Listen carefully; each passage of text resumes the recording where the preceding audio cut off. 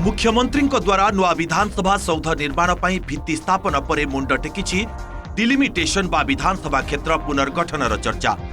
शेष थर पर 2007 रे डिलिमिटेशन होइथिबा बेले ता 2009 साधारण निर्वाचन रे लागू करा जायतिला।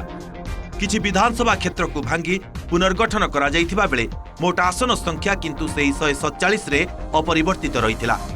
1971 जनगणना अनुसार 1974 निर्वाचन बेले विधानसभा क्षेत्र डिलिमिटेशन होइतिला।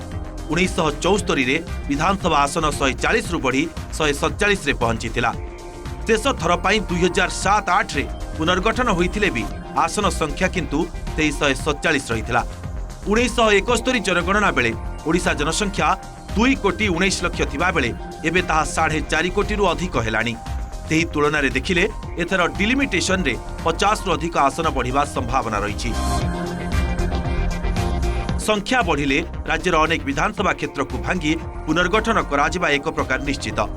2025 भोटर लिस्ट अनुसार राज्य में मोट 32 विधानसभा क्षेत्र एमिति रहिछि जार भोटर संख्या 2.5 लाख रु अधिक। भोटर संख्या अनुसार पाटणागढ़ निर्वाचन मंडली भोटर संख्या राज्य में सर्वाधिक। पाटणागढ़ में रहिछंती मोट 3,09,114 भोटर। तेणु बिना द्विधारे कहुई पारे जे पाटणागढ़ आसन निश्चित भावे पुनर्गठन हेब। पाटणागढ़ परकू भुवनेश्वर उत्तर निर्वाचन मंडली में रहिछंती द्वितीय सर्वाधिक 2,92,134 भोटर। कंटाबांझी में रहिछंती तृतीय सर्वाधिक 2,83,339 भोटर। तेणु जदि डिलिमिटेशन हेला तेबे पाटणागढ़ भुवनेश्वर उत्तर और कंटाबांझी क्षेत्र पुनर्गठन हेबा निश्चित। सेहिभଳି 2,70,000 रु अधिक भोटर संख्या थिबा विधानसभा क्षेत्र मध्य रही पद्मापुर, भद्रक, वासुदेवपुर, ढेंकानाल, महांगा एवं भुवनेश्वर एकाम्र। एसबु विधानसभा क्षेत्र को भांगी भाग भाग करा जाई पारे।